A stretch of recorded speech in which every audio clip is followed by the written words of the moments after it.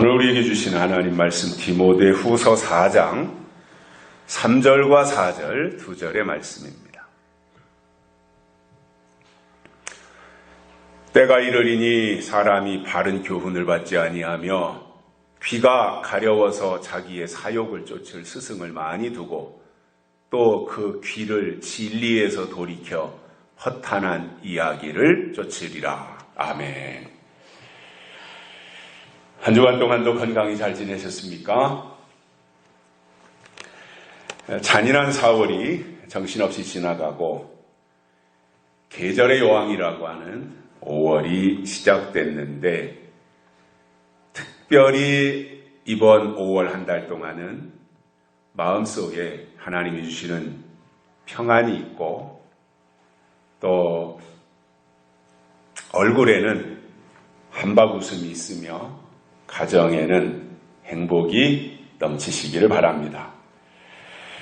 최근 10년 전과만 비교해봐도 세상이 많이 바뀌었다는 것을 알 수 있습니다. 아마 50년 전에 돌아가신 분이 지금 부활해서 나타나신다면 이게 도대체 어디인고 그럴 거예요. 미국으로 이민 가신 분들이 10년 만에 고국으로 우리 한국에 와서 서울 거리를 다니다 보면 어리둥절해진다 그럽니다. 이게 진짜 한국 맞는가 할 정도로 눈부시게 발전을 하고 있다는 것이고요. 또 우리가 살고 있는 지금 이 현실은 모든 소통을 스마트폰으로 해결하는 시대를 우리가 살고 있습니다. 그래서 우리가 바뀐 시대에 걸맞게 조금씩 바꿔가려고 하는데, 준비되는 대로 우선 종이주보를 없애고 스마트폰으로 주일 아침이면 아니면 토요일 저녁 때 주보를 보내드리겠습니다. 그렇게 하는 이유 중에 하나는 이런 것도 있습니다. 장점이 뭐냐면 주일날 어떤 본문을 가지고 설교할지에 대해서 교회 와서 주보를 봐야 알잖아요. 그러니까 미리 보내드리면 주보를 통해서 이번 주일에 선포할 본문이 이런 거구나 하고 한번 읽어보면서 이 내용이 이런 거다라고 하는 것에 대해서 강단에서 선포되는 말씀과 미리 이렇게 견주어 볼 수 있는, 또 미리 생각해 볼 수 있는 그러한 좋은 이점도 있습니다. 그리고 또 제가 주보를 작성해서 출력하고 종이로 하는 시간도 절약할 수가 있습니다. 그래서 제가 이제 그 주보를 지난주에도 제가 PDF로 한번 설교를 보내드리면서 PDF 파일, 지난 주보를 보내드렸었는데, 아마 그 PDF 파일로 보내드리는 주보를 읽으려면 그것을 읽을 수 있는 앱이 깔려 있어야 됩니다. 그래서 제가 사용하는 앱을 주보에다가 어떻게 앱을 설치할 수 있는가를 보내드렸으니까 그대로 설치하시면 될 것 같습니다. 그래서 주보는 당장 다음 주부터라도 그렇게 시도를 할 계획이고요. 또 한 가지는 주일 설교를 지금까지는 녹화를 해서 유튜브를 통해서 오후 시간대에 이제 다 편집을 마친 다음에 단체 카톡을 통해서 보내드렸는데, 빨리 준비되는 대로 우리가 11시에 드리는 이 예배를 유튜브 실시간 방송으로 어디 계시든지 다 예배에 동참할 수 있도록 네이버 아니면 유튜브, 그리고 또 요즘에 새로 나온 어떤 인스타그램인가 거기에서도 중계를 할 수가 있도록 돼 있는 것을 확인을 했습니다. 그래서 아무튼 최대한 빠른 시간 안에 준비를 해서 실시간으로 예배를 실황 중계해드리면 각자가 계신 장소에서 오늘 주말인데 가족들이 다 주일날 아침에 가족들 모여라. 시집간 딸도 모이고, 장가든 아들도 모이고, 직장 나간 아들도 모이고, 이렇게 해서 집에 모여가지고 거실에서 이 스마트폰을 텔레비전과 연결할 수 있어요. 유튜브로. 그래서 거실에 앉아가지고 11시에 유튜브와 연결하면 가족들이 다 모여서 거실에서 예배에 참여할 수 있고요. 또 가족이 아닌 개인들이라면 어디서든지 스마트폰으로 접속하면 예배에 동참하실 수가 있습니다. 제가 오래전부터 듣기로는 요즘 일반 교회에 중직으로 출석하시던 분들까지도 너무나 교회에 식상해가지고, 새로운 것이 없으니까 식상해가지고 교회 출석을 안 하고 쉬고 계신 분들이 굉장히 많다는 이야기를 들었어요. 서산시만 해도, 서산시 인구가 18만이 좀 안 되잖아요. 그런데 그 중에서 한 3,000명에서 5,000명 정도가 그토록 충성하던 교인들이 예배 출석을 안 하고 쉬는 분들이 계시다는 이야기를 오래전에 들었습니다. 18만 명도 안 되는 서산시도 그런데 홍성, 당진, 태안, 충청남도, 그 다음에 대한민국 전체를 이렇게 넓게 본다면 그 숫자가 굉장히 많지 않을까 이렇게 생각을 하게 됩니다. 그래서 그런 분들이 가정에서 모이든 아니면 카페에 모이든 특정한 장소로 불러서 유튜브를 통해서 같이 예배에 참석하고, 이거는 뭔가 식상한 예배가 아니라 뭔가 새로운 예배다라고 하는 것을 좀 느낄 수 있도록 우리가 여러 가지 분위기도 바꾸고, 또 유튜브 예배를 한다면 설교 시간도 줄여야 되겠죠. 왜냐하면 길게 해서 오래 하면은 보는데 한계가 있으니까, 이 현장 예배가 아니라 영상 예배로 볼 때는 이제 그러한 한계도 있기 때문에, 그래서 같이 참석해서 예배 같이 보고 또 같이 식사도 하고 그러면서 교제한다면 그것도 시대에 맞는 첨단 전도의 방법이 될 수 있겠다라고 생각을 합니다. 물론 제가 더 뛰어난 사람들이 공감할 수 있는 그러한 메시지의 방향을 또 시도를 해야 되겠죠.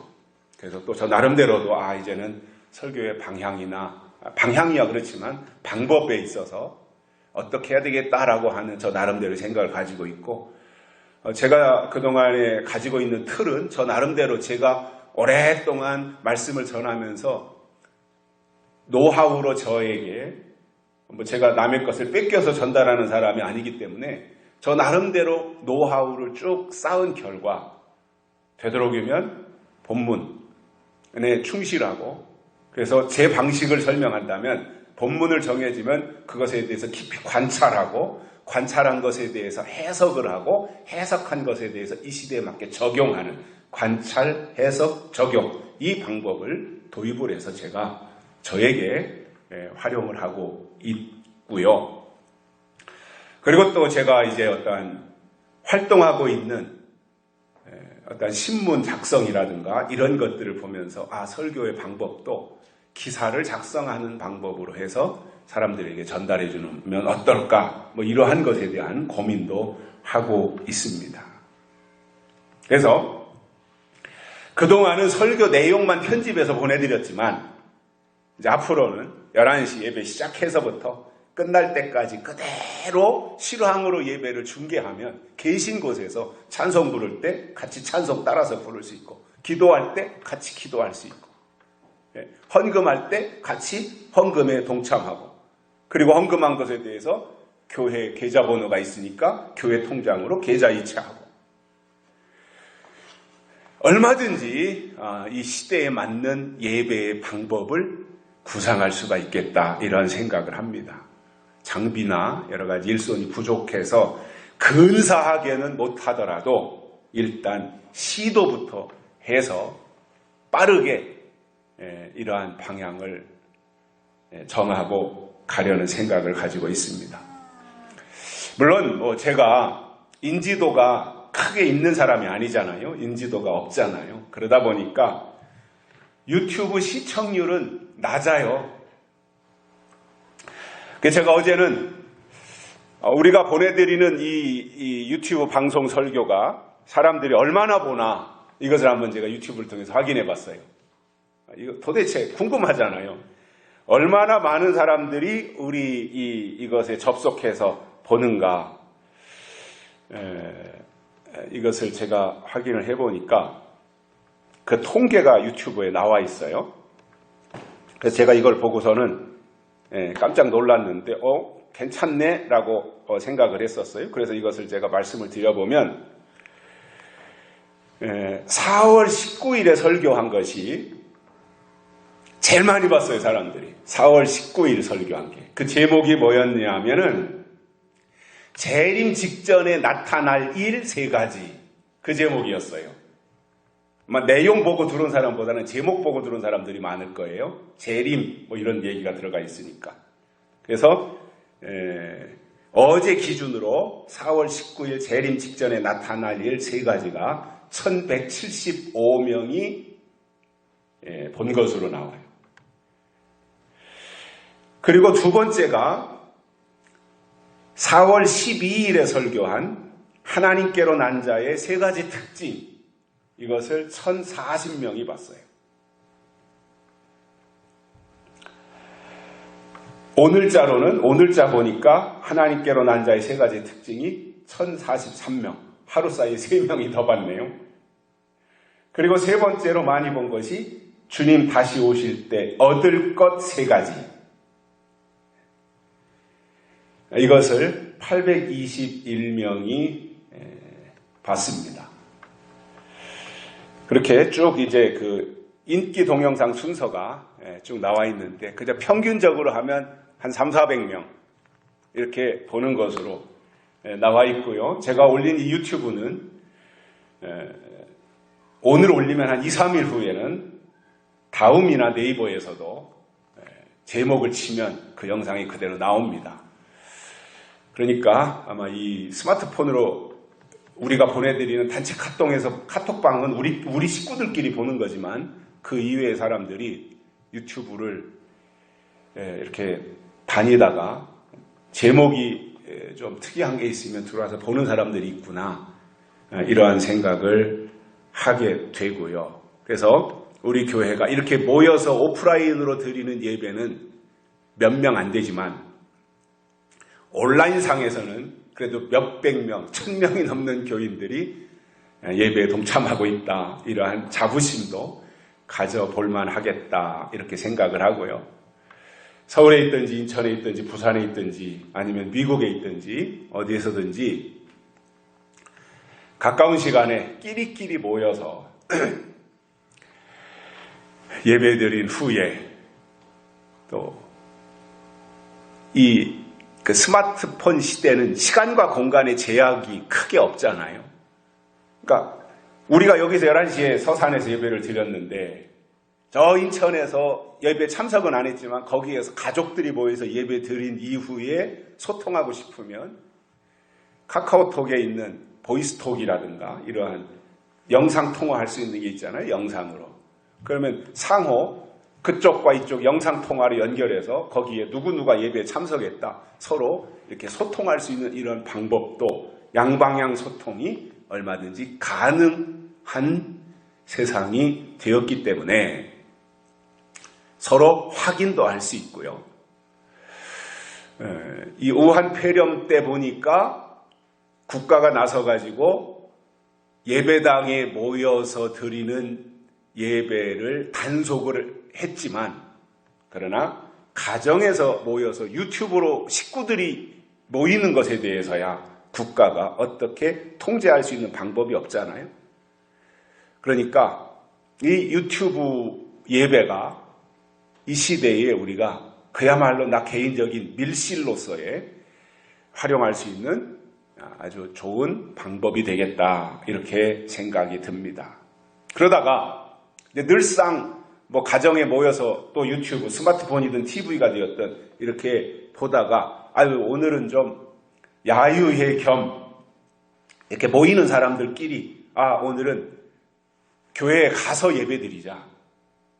그렇게 생각이 들면 언제든지 주일날 여기로 오시면 11시 예배는 항상 똑같이 이렇게 진행이 되니까 한 달에 한 번이든 두 달에 한 번이든 거기에 모이는 사람들이 현장 예배에 참석해서 같이 공유하고 소통할 수 있기도 하고, 그래서 새로운 세상이 우리 앞에 지금 펼쳐지고 열리고 있으니 우리가 새로운 방법을 시도해서 최대한 유튜브를 활용한다면 우리가 누군지 모르고 또 어디에 있는지 모르지만 그러나 지금도 어디에선가 하나님의 사람들이 탄생되고 있고 그리고 잃어버린 하나님의 형상을 회복하는 사람들이 어느 곳에선가 지금도 만들어지고 있다라고 한다면 우리가 할 일을 하고 있는 것이지 않을까, 그러한 생각도 가져봅니다.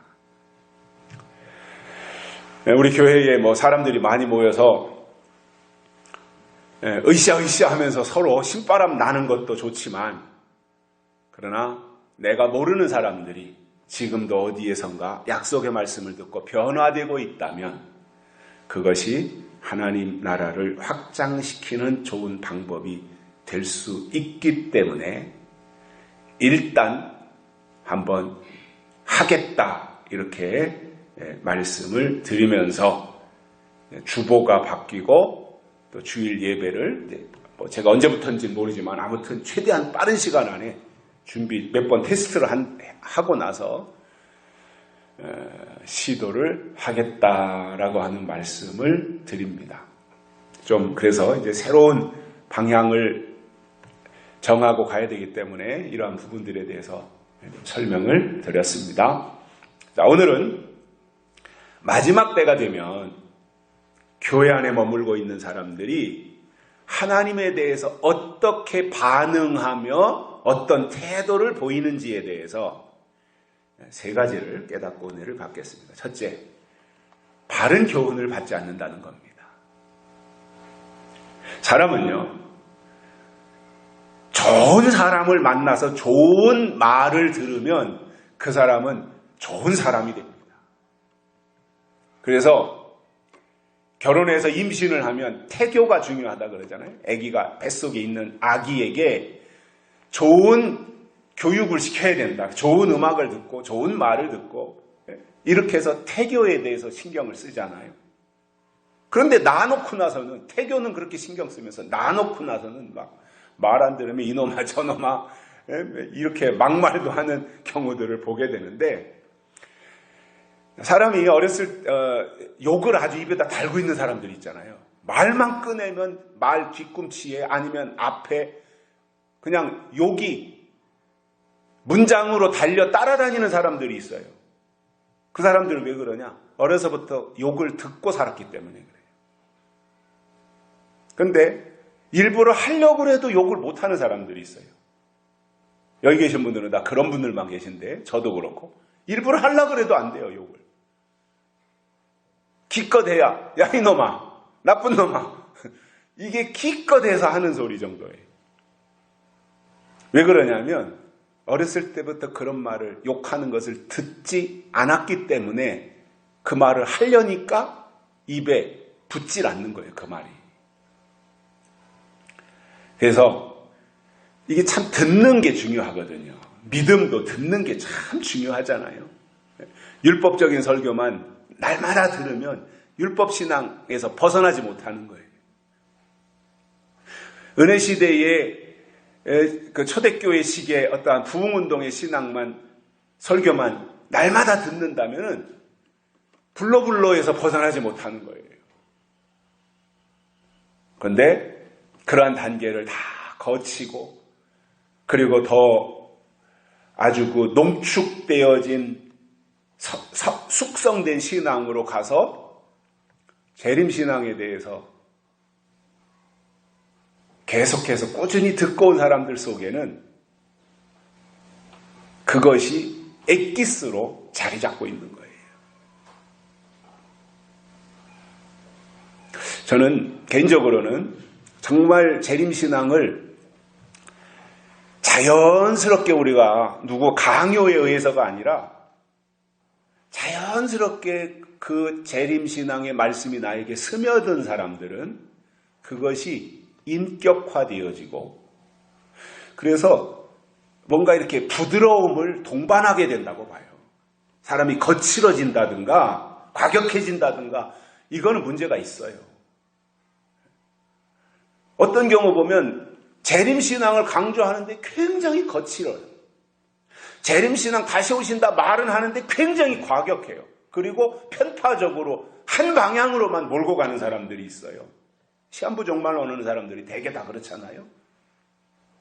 그것이 아니라 신앙이라고 하는 것은 시간이 걸리더라도 내 인격 속에 신앙이 스며들어서 나를 사로잡고 나를 변화시키는 과정이거든요. 사람이 절대 한 번에 바뀌지 않아요. 오늘 내가 뛰어난 말씀을 들었다고 해서 내일 내가 새 사람이 되지 않아요. 그 말씀을 들은 것이 동기가 되고 계기가 되어서 그때부터 새롭게 출발하는 거지요. 아브라함이라고 하는 사람도 믿음의 조상이 되기까지 그 과정이 25년이라고 하는 긴 세월 속에서 그가 새로 지으심을 받았던 거거든요. 오늘 이 시대 사람들이 착각하는 게 그겁니다. 오늘 교회 나가면 내일 내가 새 사람으로 바뀌는 줄 알아요. 절대 그렇지 않아요. 교회 나간 것은 시작한 겁니다. 이제 출발한 겁니다. 거기서부터 조금씩 말씀을 듣는 것만큼 말씀이 내 속에 채워지는 것만큼 내가 하나님의 사람으로 변화되어지는 거고 하나님께로부터 주시는 시대에 걸맞는 약속의 말씀을 듣는 것만큼 내가 하나님께 사로잡히는 것이고 하나님으로 내가 젖어가는 거지요. 몸에 배이는 거 이게 무서운 거잖아요. 신앙이 머리 따로 생각 따로 내 가슴 따로 내 행동 따로 이렇게 따로 국밥으로 따로따로 노는 것이 아니라 하나님이 주신 말씀이 나에게 스며들어 가지고 내가 거기에 젖어버리는 거. 시간은 걸리더라도 저는 그것이 신앙 인격이 만들어지는 하나님이 원하시는 모습이라고 봅니다. 그래서 우리가 신앙생활은 교회를 통해서 하나님의 말씀을 듣고 교훈을 받고 가르침을 따르게 되는 것인데 그래서 말씀을 듣고 받는 이 과정을 통해서 하나님이 예비하신 구원에 우리가 들어가는 거예요.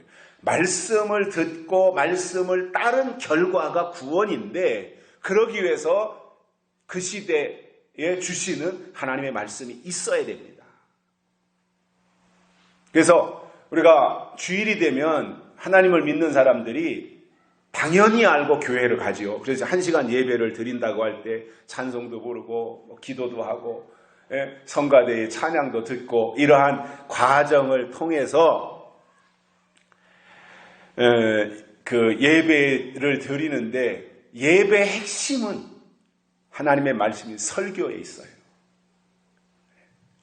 특히 하나님의 말씀이라고 할 때 그 설교가 하나님의 말씀이라고 할 때 그 말씀에 반드시 포함되어져야 될 것이 뭐냐? 예언이에요.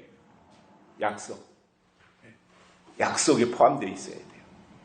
그렇기 때문에 저는 설교라고 하면서 약속이나 예언이 빠진 설교는 하나님의 말씀이 아니다라는 겁니다. 설교는 될지 모르지만 하나님의 말씀은 아닌 거예요. 오늘 이 시대는 설교는 홍수처럼 범람하고 있는데 하나님의 말씀을 듣기는 심히 어려운 시대를 우리가 살아가고 있다라는 거예요.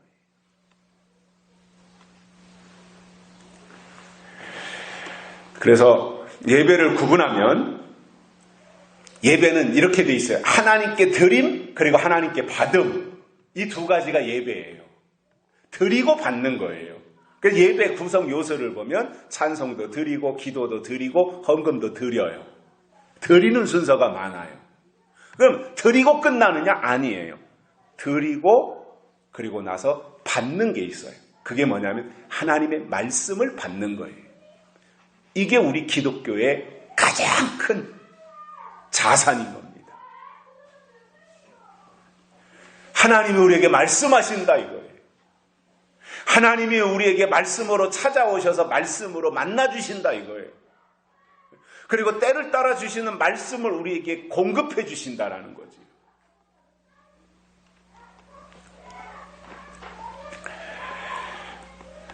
사실 우리가 예배를 통해서 찬송도 부르고 기도도 하고 헌금도 드리고 하는 것은 핵심은 하나님의 말씀을 받을 수 있는 모든 마음에 청소할 것이 있다면 청소하고 벗어놓을 것이 있다면 벗어놓고 내려놓을 것이 있다면 내려놓고 포기할 것이 있다면 포기하고 더 보충할 것이 있다면 보충해서 세 단장을 한 이후에 하나님의 말씀을 받는 거예요. 그래서 원래 예배는요. 하나님께 드릴 것을 다 드리고 나서 마지막에 설교 듣고 축도하고 가는 거예요. 원래 예배가 그랬어요. 근데 우리나라에 와서 보니까 다 드리고 찬송 드리고 헌금도 앞에서 다 드리고 설교하고 축도하고 가게 했더니 초창기에 선교사들이 와서 보니까 헌금 시간 지나서 오는 거예요. 사람들이 교회에. 드리는 걸 안 하려고 하는 거예요. 헌금 시간이 지나고 오는 거예요. 그래서 안 되겠다. 야, 한국 사람들 이렇게 하면 안 되겠다. 그래가지고 설교를 듣고 헌금 시간을 맨 뒤에다 갖다는 거예요. 드리라는 거죠. 예배 이것은 하나님께 드림과 하나님께 받음 이것이 같이 이루어져야 되기 때문에 우리가 말씀을 듣는 이 부분들을 중요하게 생각을 하게 되는데 지나간 것에 대해서만 설교한다고 하면 그것은 특별한 게 없는 거지요. 여기서 더 나아가서 앞으로 이루어질 것과 하나님이 나타내시겠다고 예언한 것과 약속에 대해서 말하는 것이 중요하고 그것이 예배의 핵심이 되어야 된다 그 말입니다.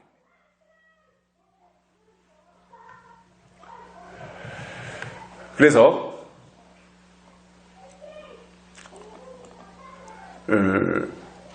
이 하나님께로부터 주시는 예언이 없다는 것은 교훈이 없다는 거거든요.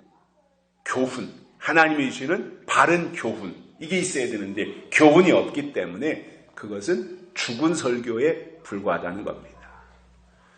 자, 신명기를 읽으면서 또는 잠언을 읽으면서 발견되는 중요한 단어가 뭐냐면 내 말을 들으라, 내 교훈을 들으라 이런 단어예요. 그냥 지나칠 수 있어요. 사소하게 생각하고. 근데 그게 사실은 핵심이거든요. 내 아들아, 내 말을 들으라. 내 아들아, 내 교훈을 받으라. 학생들이 학교에 가면 선생님들로부터 가르침을 받습니다. 교육을 받습니다. 그런데 어떤 선생님들은 교과서에 있는 것만 가지고 자 이건 이거야. 이 내용은 이런 거니까 이렇게 알아야 돼. 이 공식 이거 중요한 거니까 이 공식 다 외워야 돼. 이렇게 해서 지식만 가르치고 학문만 가르치고 많은 선생님들이 있어요. 그런데 어떤 선생님들은 지식을 가르칠 뿐만 아니라 수업 시간 때마다 꼭 인간의 됨됨이가 어때야 되는가. 사람으로서 어떻게 살아야 되는가. 이런 부분들에서 가르치는 선생님들이 있어요. 근데 정말 기억에 남는 게 누구냐 하면 저도 지나놓고 보니까 기억에 남는 사람이 수업 시간에 그런 걸 가르쳐주는 거예요. 어떻게 살아야 된다. 인간은 어떻게 됨됨이가 이렇게 돼야 된다. 중학교 때 선생님 한 분은 수학 선생님이셨는데 수업 때마다 들어오면은 이제 날씨가 좀 더워지고 그러면 그때 교실에 우리 반에 70몇 명이었어요. 제가 72번이었거든요. 75명인가 하여튼 70몇 명이 우리 한 반의 인원이 그렇게 많아요. 지금은 24명밖에 안 돼요. 한 학급에. 그러니 70여 명을 조그마한 25평짜리 교실에다가 넣어놓으니까 여름이면은 막 체온 때문에 얼마나 더워요. 그럼 공부도 하기 싫고 집중도 안 되고 원래 공부에 관심 없는 사람들도 많고, 또 시골에서 있다 보면은 그때 당시에 막 5km, 6km 다 학교 걸어서 왔고, 또 집에 가면 꼴도 벼야 되고, 반은 학교 다니고 반은 집에 가서 일하고, 그러니까 학교 오면 졸리기도 하고. 그러니까 그 수학 가르치는 선생님이 야 이놈들아, 공부가 하기 싫으면 일찌감치 학교 그만두라는 거예요. 왜 부모 고생시키냐는 거지. 부모 고생. 너들 뒷바라지 하느라 고생하지 말고 차라리 공부하기 싫으면은 저 가서 망치 잡고 망치 두드리라는 거예요. 망치. 대장간에 가서 망치 만들고 망치 두드리면 차라리 일찌감치 돈 벌어가지고 부모 고생 안 시키는데, 왜 공부도 안 하면서 학교에 와서 맨날 졸기나 하고 말이지, 공부 안 하고 있냐, 이런 식으로 타이르는 선생님이 계셨어요. 근데 이렇게 지나놓고 보니까 야, 그게 그때는 왜 저러나, 선생님이 수학이나 가르치고 방정식이나 가르치면 되지 왜 저러나, 이런 생각도 들었었는데, 지나놓고 보니까 그때 그렇게 말한 선생님이 진짜 제자들을 아끼고 사랑하는 분이었더라고요. 우리가 신앙생활 하는 데 있어서 하나님이 우리에게 수시로 이렇게 말씀을 주신다는 거예요. 그래서 그 예배에 참석해서 그 예배를 통해서 주시는 설교의 내용 속에 반드시 하나님이 그 시대에 주시는 교훈이 포함되어 있어야 그것을 듣고 깨달아서 바른 신앙의 길로 갈 수가 있다는 겁니다. 그런데 오늘 말씀에 보면 마지막 때 나타난 현상 중 첫 번째가 사람들이 바른 교훈을 받지 않는다라는 이 말을 볼 때 이게 망하는 길로 가는 지름길이다라는 것을 알 수 있고요. 두 번째로는 자기 사욕을 쫓을 스승을 둔다 그랬습니다. 왜 이렇게 됩니까? 귀가 가려워서 그렇다는 거예요. 귀가 근질근질한 거예요.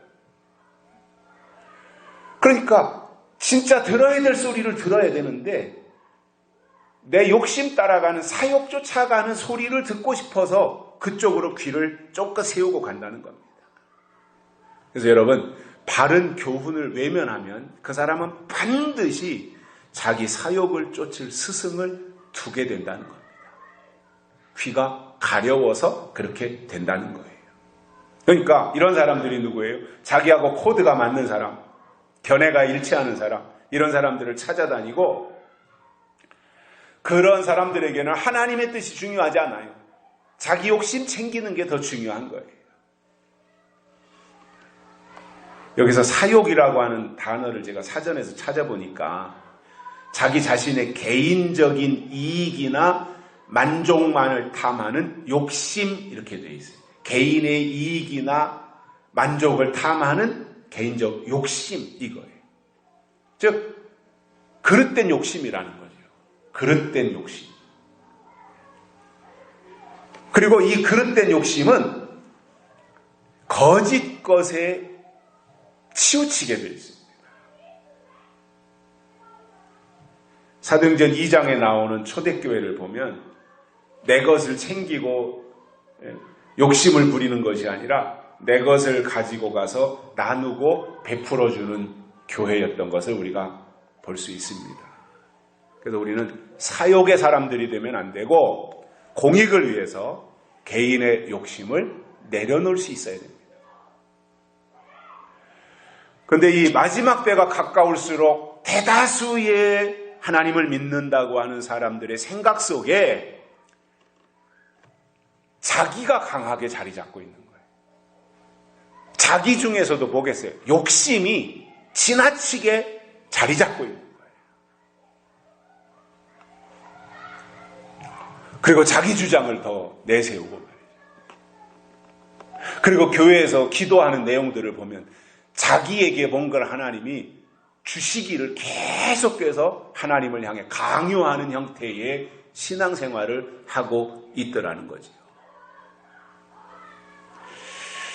그래서 우리가 이러한 모습에서 우리가 벗어나야 되거든요. 사욕을 쫓는 모습에서 벗어나야 되거든요. 제 주변에서도 보면 자기 욕심, 자기 유익을 쫓아가는 사람들을 많이 보게 됩니다. 자, 그런 사람들의 마음속에는 뭐가 있냐? 성공과 출세라고 하는 욕심이 도사리고 있는 거예요. 근데 말로는 그 사람들이 하나님의 일을 하겠다는 거예요. 목사라는 이름을 가지고 있어요. 그런데 그 사람들이 취하는 행동을 보면 성공과 출세와 이런 것에 집착하고 있더라는 거예요. 제 주변에서도 목회하는 여러 그 친구들을 보면, 물론 그 중에는 신실하게 하나님만 바라보고 목회하는 바보 같은 사람들도 있는가 하면, 하나님은 말뿐이고 그저 사람 쫓아다니면서 힘 있는 사람에게 가서 비비면서 약삭빠르게 처신하는 사람도 있는 것을 봐왔습니다. 기준도 없고 체면도 없고 그저 출세지향적으로 살아가는 사람들이지요. 사도행전 10장에 나오는 백부장 고넬료를 보면 고넬료에 대해서 성경이 이렇게 설명합니다. 경건하여 온 집으로 더불어 하나님을 경외하며 백성을 많이 구제하고 하나님께 항상 기도한 사람이 고넬료였다, 이렇게 설명합니다. 그렇기 때문에 베드로가 그 집에 갔고 거기에서 부흥회를 했고 그 집이 다 종들 하인들까지 다 변화되어지고 대단한 역사가 일어났던 그 가문으로, 혈통으로 쓰임받은 것을 볼 수 있고요. 또 사도행전 11장에는 안디옥 교회를 설립하는데 눈부시게 활약했던 바나바라고 하는 사람이 나옵니다. 바울과 함께 큰 역할을 했는데 이름 없이 빚도 없이, 바울은 유명한 사람이 됐지만 바나바는, 원래는 바나바가 안디옥 교회를 세우는데 결정적인 역할을 했는데 바나바는 2인자로 불러가고 바울을 데려다가 세운 사람이 바나바였던 거거든요. 근데 이 바나바에 대해서 어떻게 설명하냐면 그는 착한 사람이요 성령과 믿음이 충만한지라, 이렇게 설명하고 있습니다. 이게 바나바였습니다. 그래서 평소에도 잘했고 평소 실력이 좋았고 그리고 사람들로부터 좋은 평가를 받는 내신 성적이 좋은 사람이었다, 이런 것을 우리가 알 수 있습니다. 그래서 하나님이 주시는 신앙은 내 욕심을 챙기려고 하는 것이 아니라 오히려 내 주변에 있는 사람들에게 하나님의 약속이 무엇이고 하나님의 뜻이 무엇이며 하나님의 일이 이렇게 이루어진다라고 하는 것에 대해서 설명하고,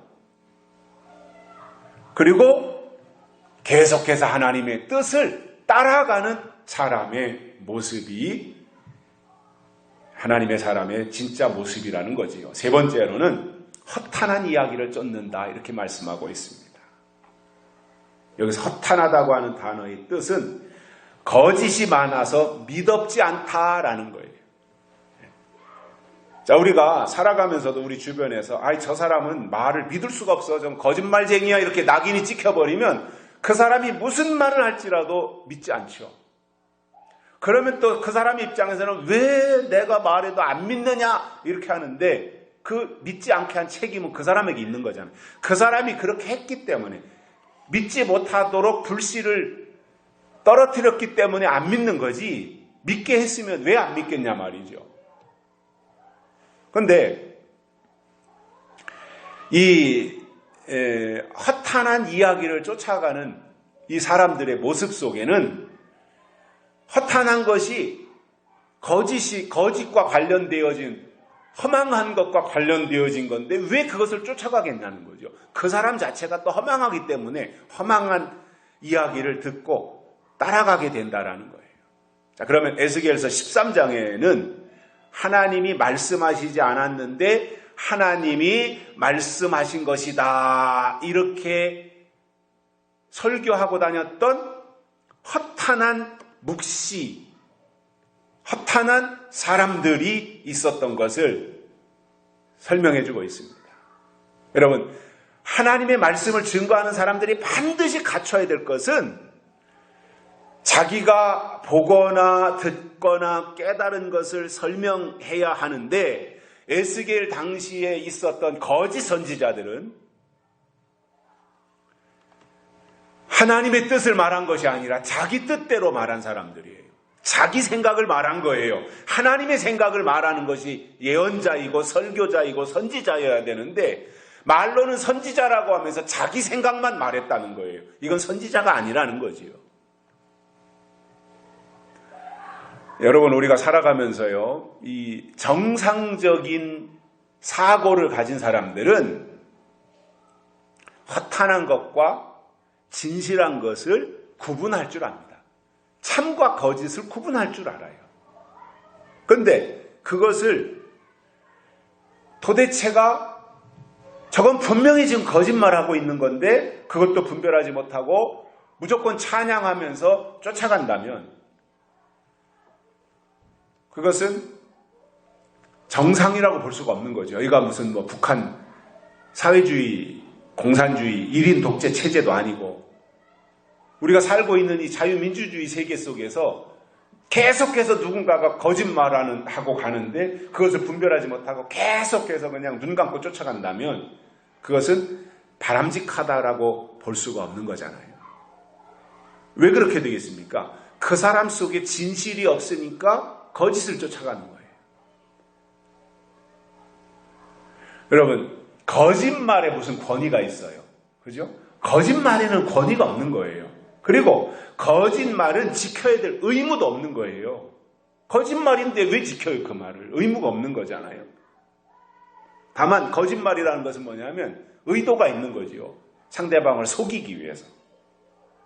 그래서 달콤한 말로 상대방에게 듣기 좋게 말해서 그 사람의 간을 빼먹는다든가 뭔가 실질적으로 좋은 것을 가져가려고 뺏어가려고 하는 거지 거짓말로 그 사람에게 이로움을 주기 위해서 이득을 주기 위해서 거짓말하지는 않는다는 거죠. 거짓말 자체가 이미 의도가 다른 거예요. 의도 자체가 나쁜 거예요.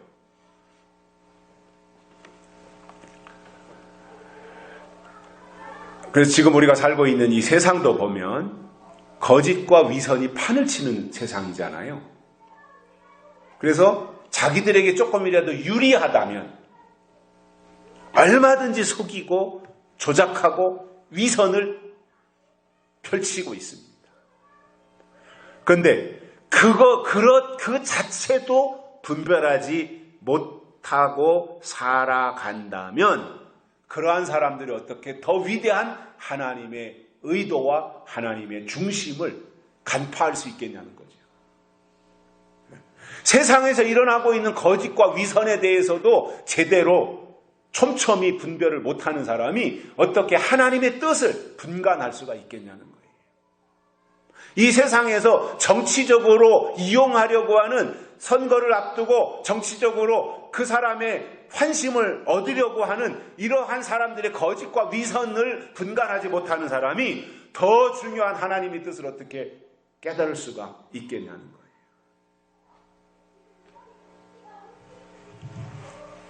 그러면 이 에스겔 때에 허탄한 것과 거짓 점괘로 백성들에게 거짓을 예언한 이들의 잘못과 그들에게 임한 결과가 있어요. 에스겔서에. 그거에 대해서 아주 소상하게 나오고 있어요. 그런데 이 부분에 대해서는 제가 설명을 못 드려요. 왜냐하면 이 부분만 설명하려도 또 1시간 해야 되니까.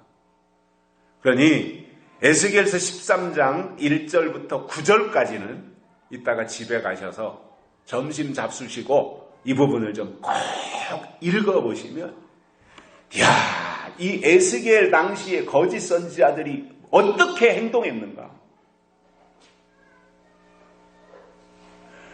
이것에 대해서요, 소상하게 그 짧은 말씀 속에요, 담겨져 있는 내용이 너무너무 크기 때문에 엄청난 보화를 얻으실 수가 있어요. 자, 그러면 바울이 지금 허탄한 이야기, 허탄한 신화, 이렇게 지금 설명하고 있는 이 내용을 보면 실질적으로 우리가 지금 어떠한 것을 허탄하다고 봐야 되느냐라는 거예요. 우리가 살아가고 있는 이제 어떤 우리가 중요하게 생각하는 것은 신앙의 어떤 세계잖아요. 신앙의 세계, 교회. 이러한 것을 우리가 중요하게 보고 있는 건데, 자, 그렇다면 신앙의 울타리 안에서 또 교회라고 하는 이 공동체 속에서 허탄한 게 뭐냐라는 거죠. 허탄한 게. 그 대표적인 거 한 가지를 말씀을 드린다면 저는 구름 타고 올라간다라고 하는 이것을 가장 허탄한 것이라고 저는 생각을 하고 있습니다. 그들이 이 구름과 관련해서 설명하고 있는 것을 보면 예수님이 구름 타고 올라가셨으니까 2000년 전에 때가 되면 예수님이 구름 타고 다시 오시고 믿는 사람들도 구름을 타고 공중으로 휴거된다. 공중으로 들림받는다. 이렇게 설명하면서 그래서 예수님이 구름 타고 공중으로 내려오시고 이 땅에 살고 있는 잘 믿는 예수 잘 믿는 사람들이 구름 타고 공중으로 올라가서 공중에서 예수님과 공중으로 올라간 성도들이 거기서 만나서 공중 혼인잔치가 이루어진다. 이렇게 설명하는 사람들이 있습니다. 자, 이런 형태의 주장을 신학적으로 어떻게 설명하느냐? 세대주의자들이라 이렇게 말해요. 세대주의자들. 그 주장은 세대주의자들이 도입했던 주장이에요. 허황된 거예요. 그리고 굉장히 신비적인 거예요. 그러다 보니까 사람들이 거기에 홀릴 수 있는데 우리는 역사적 전천, 세대주의가 아니라 우리는 역사적 전천연설을 믿는 개혁주의예요. 개혁주의. 그런데 이게 신학을 한 사람들은 이게 개혁주의가 뭐고 세대주의가 뭐고 이런 거에 대해서 어느 정도 구분을 하는데 그냥 교회 안에서 신앙생활하면서 하나님을 믿고 예수님이 다시 오신대 뭐 이런 정도만 알고 있는 사람들이 그냥 듣고 좋은 것만 취하는 거예요. 세대주의에서 좋은 거 취하고 개혁주의에서 좋은 거 취해가지고 세대주의와 개혁주의를 넘나드는 거예요. 어렸을 때 제가 살던 시골에 보면 또랑이 있어요. 또랑. 그 또랑 따라가면 조금만 가면 바다예요. 바다. 그러니까 바닷물이 들어오면 또랑까지 올라오고 그리고 이제 바닷물이 빠져나가면 이제 또랑물이 바다로 흘러가고 요 상황인데 거기에 바닷물과 민물이 겹치는 거기에 비싼 장어가 사는 거예요. 장어. 그래서 장어가 산란할 때는 이제 바닷물이 있는 곳으로 와서 산란해요. 그리고 이제 그 치어가 산란하면 이제 아래에서 치어가 좀 크면 이제 다시 민물로 올라가서 사는 거잖아요. 그러니까 그때 그러한 구조를 아는 사람들은 장어를 잡을 때 저 또랑 상류에 가서 절대 잡지 않아요. 상류에는 장어가 없어요. 그게 피라미는 있고 붕어는 있을지 모르지만 장어가 어디 있느냐? 바닷물과 민물이 겹쳐지는 그 시내 바위 돌틈에 들어가서 거기에 장어가 있는 거예요. 한 번은 중학교 다닐 때인데 아버지하고 외삼촌하고 이모부하고 뭐 이런 분들이 배터리를 메고 저 조은숙 집사님네 가다 보면 거기 또 있어요. 그 다리 있고 그쪽으로 가서 이제 돌틈을 배터리 메고 가서 쑤셨는데 바켓으로 한 바켓을 장어를 잡아오신 거예요. 민물장어. 그 얼마나 좋은 거예요. 거기에 바닷물이 겹쳐지는 곳이니까 장어가 있었던 거죠. 바닷물과 민물이 넘나드는 교차하는 그 지역, 거기에는 세대주의와 개혁주의를 넘나드는 신앙인들이 있어요. 그건 좋은 건 아니에요. 민물에 살면 민물에 살아야 되고 바닷물에 살면 바다에 사는 이게 딱 구분이 돼 있어야지 그게 넘나들면 그게 되겠습니까? 신앙이. 여기서 좋은 거 취하고 저기서 좋은 거 취하고 이건 아니죠. 그래서 허탄한 이야기 이게 제가 오늘 한 가지만 말씀을 드렸는데 구름 타고 오신다, 구름 타고 올라간다. 이거는 가장 허탄하고 허황된 이야기다 이거예요.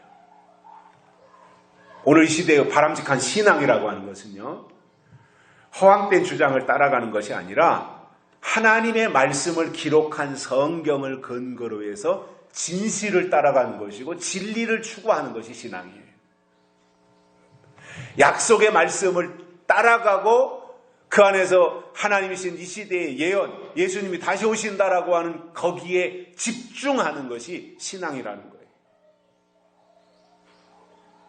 야고보는 유대에 있는 그리스도인을 향해서 허탄한 사람 이렇게 했어요. 그렇게 직격탄을 날렸어요. 아마 마음에 안 들었던 모양이에요. 그래서 야고보서 2장 20절에 보면 허탄한 사람이 행함이 없는 믿음이 헛것인 줄을 알지 못하느냐 이렇게 책망했어요. 허탄한 사람아, 행함이 없는 믿음이 얼마나 허탄한 것인 줄, 헛된 것인 줄 알지 못하느냐 이거예요. 머리로만 알고 있는, 지식으로 이론으로만 알고 있는 것이 믿음이 아니라 행함이 있어야 된다라고 하는 것을 야고보가 강조한 거예요. 행동해야 된다. 행동하는 그리스도인이어야 된다. 삶이 있어야 된다라는 거지요. 머리로만 아는 것이 아니라. 그래서 예수님이 다시 오실 시간이 우리 앞에 지금 점점 가까워지고 있는데도 때를 알지 못하면서 지식으로는 성경을 믿는다고 하면서 예수님이 다시 오실 것에 대해서 관념적인 수준에서 그냥 머리로 생각 속에서 이해하는 정도에만 머물러 있다라는 거예요. 이거는 뭐예요? 허탄한 사람아, 야고보가 말한 것처럼 똑같은 사람들이라는 거죠. 그러니까 그런 사람들은 예수님이 구름 타고 오셔도 아멘, 여러분들이 구름 타고 공중에 올라가도 아멘, 그냥 그게 그렇게 중요하게 생각이 안 되는 거죠. 그게 성경적 사실이냐 라고 하는 것에 대해서보다는 아무개가 말했으니까 그건 맞지 않겠느냐 라고 하는 추상적 신앙생활을 더 구체적으로 하고 있다는 거죠. 그래서 우리가 실질적으로 신앙생활을 우리가 바로 하려면 예수님이 다시 오시는 것과 관련되어져서 설명해 놓은 요한계시록을 읽고 듣고 지키지 않는 것은 행함이 없는 믿음인 거예요.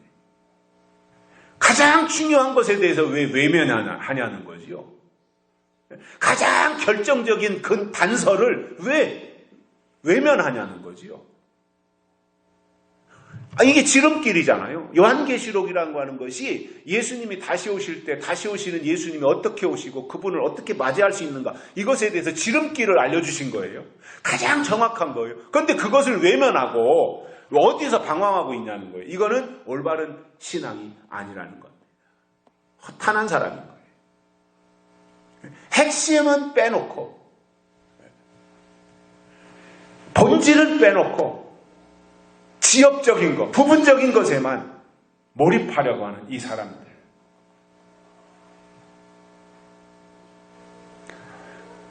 그 속에 들어있는 내용이 중요한 거잖아요.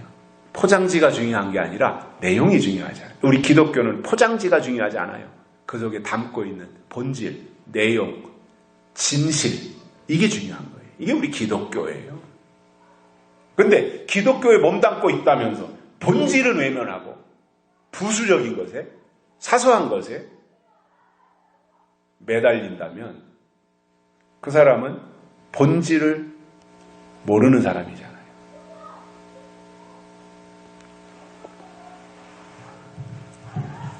결론으로 우리는 예수님의 재림이 점점 임박해지는 이때에 믿는다고 하는 사람들 속에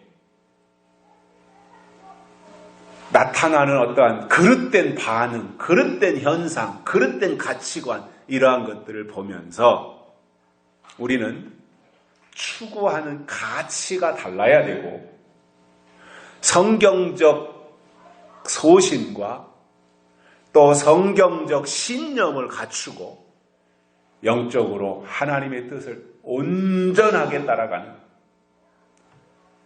하나님의 사람들이 되시기를 주의 이름으로 축복합니다.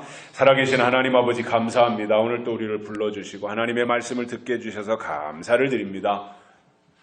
오늘 주신 이 말씀을 통해서 마지막 때 사람들의 반응 3가지를 봤는데 우리는 여기에 해당되는 사람들이 아니라 끝까지 본질을 중요시하고 하나님이 말씀하신 내용을 우리가 충실히 따라갈 수 있는 그리하여 바른 교훈의 사람들이 되도록 축복해 주옵소서. 다시 오실 예수님의 이름으로 간절히 기도드리옵나이다. 아멘.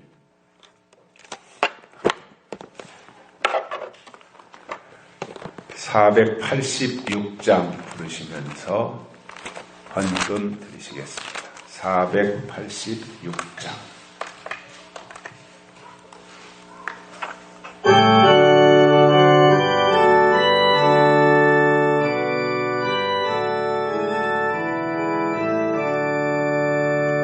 주 예수여 은혜를 내려주사 고충만 태옵소서. 이주리고 목마른 나의 맘에 주 성령을 부소서. 주 예수여 충만한 은혜 내 영혼에 부소서. 주 예수만 나의 힘되고 내 만족함 되소서.